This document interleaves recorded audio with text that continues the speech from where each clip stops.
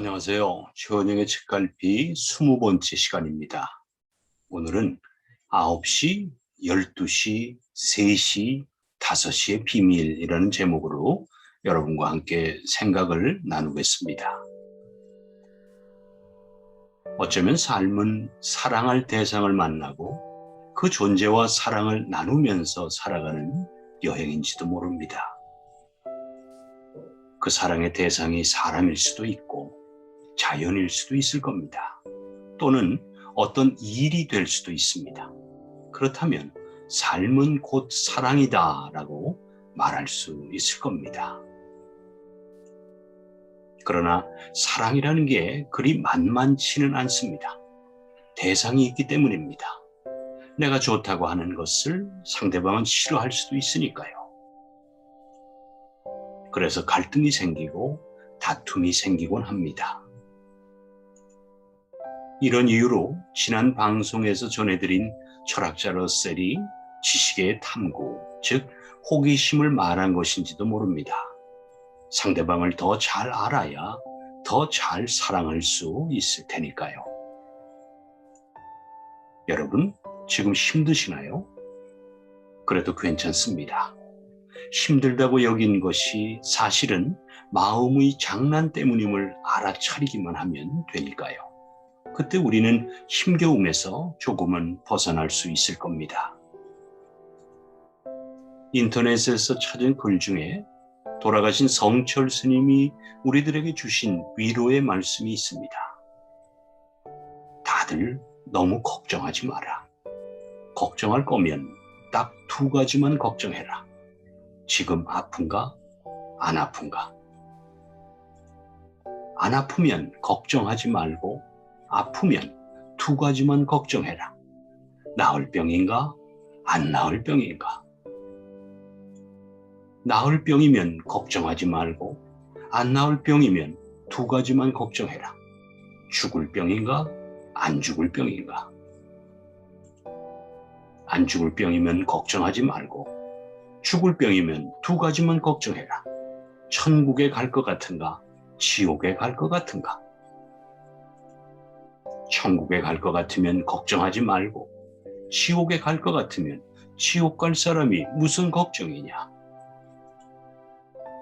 어때요, 여러분? 참 쉽고도 재미있죠? 명쾌한 가르침입니다. 그러니 힘들다고 너무 걱정하지 마세요. 걱정할 게 아무것도 없다는 겁니다. 아직 우리는 살아있으니까요. 그것도 건강하게 말입니다. 걱정할 일이 있다는 것은 곧 살아있다는 증표입니다. 살아있다는 것만 해도 우리는 이미 행복한 사람입니다. 그래도 걱정이 된다면 이렇게 해보세요. 인생을 바르게 보는 법, 놓아주는 법, 내려놓는 법이라는 책에서 소개를 하는 처방인데요. 저는 개인적으로 참 좋은 치료 방법이라는 생각이 듭니다. 젊은 시절에 이미 가정과 사업 모두에서 기반을 잡은 한 중년 남성이 있었다. 부러울 게 없었다. 그러나 이상하게도 인생이 공허하다는 생각을 버리지 못했다. 무력감은 더욱 깊어져 정신과 의사를 찾아갔더니 의사는 봉지 4개에 담긴 약을 주면서 이렇게 말했다. 내일 아침 9시까지 혼자 바닷가로 가세요. 신문이나 잡지도 가져가지 말고 라디오도 들어서는 안 돼요. 바닷가에 도착하시면 9시, 12시, 3시, 5시에 맞춰 한 봉지씩 열어보세요. 그러면 마음의 병이 나을 겁니다. 그는 반신반의했지만 의사 말대로 바닷가로 갔다. 조금 일찍 도착해서는 광활하고 상쾌한 아침 바다를 보면서 산책했다. 조금은 마음이 즐거워졌다. 9시가 됐다. 봉지를 열자 이런 글귀가 있었다. 귀 기울여 들어보세요. 모래사장에 앉아 듣기 시작했다. 바람소리, 파도소리, 자기 심장이 뛰는 소리가 들렸다. 이렇게 혼자 앉아 자연의 소리에 귀를 기울여 본 적이 대체 몇 년 만인지 마치 세례를 받는 느낌이 들었다.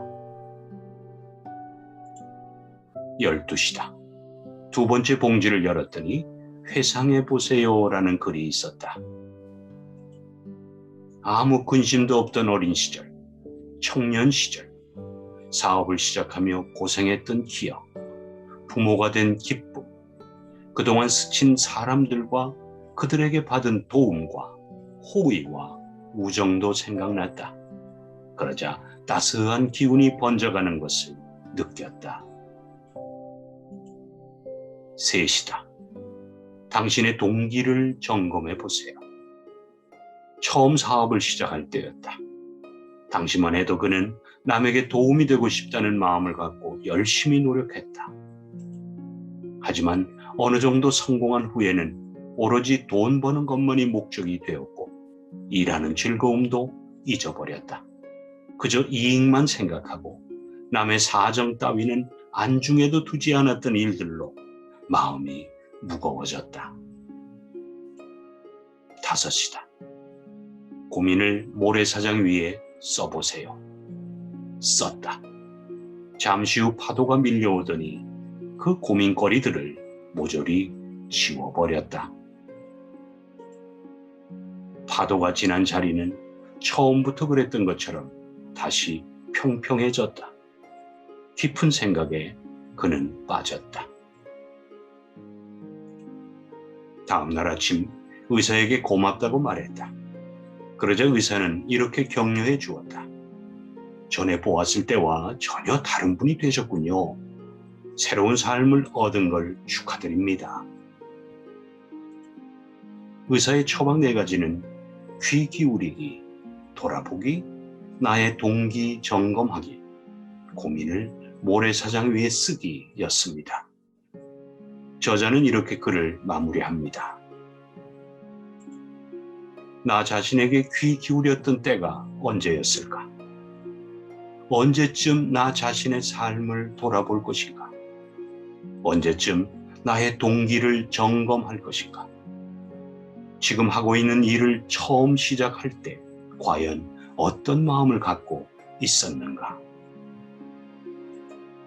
때로는 나 자신의 반대편에 서서 스스로에게 위의 4가지 질문을 던져보라. 아마 깊은 곳의 상처가 조금씩 옅어지고 다시 살아갈 기운을 얻을 거다. 귀 기울이기, 돌아보기, 나의 동기 점검하기, 고민을 모래사장 위에 쓰기. 이 4가지 지혜가 여러분에게 힘이 되기를 바랍니다. 여러분의 어깨 위에 올려진 그 무거운 짐들이 오히려 보약이 되었으면 좋겠습니다. 그래서 여러분들이 바닷가 모래사장으로 홀로 떠나는 모습이 안타깝지만 아름답게 바라보려고 합니다. 환하게 다시 웃는 모습으로 돌아올 여러분을 그리면서 말입니다. 감사합니다, 여러분. 최원영의 책갈피 20번째 시간 9시, 12시, 3시, 5시 비밀이란 제목으로 생각을 나누어 보았습니다. 건강하게 지내시고요. 다음 주 월요일 새로운 내용으로 여러분과 함께 소통하겠습니다. 고맙습니다. 건강하십시오.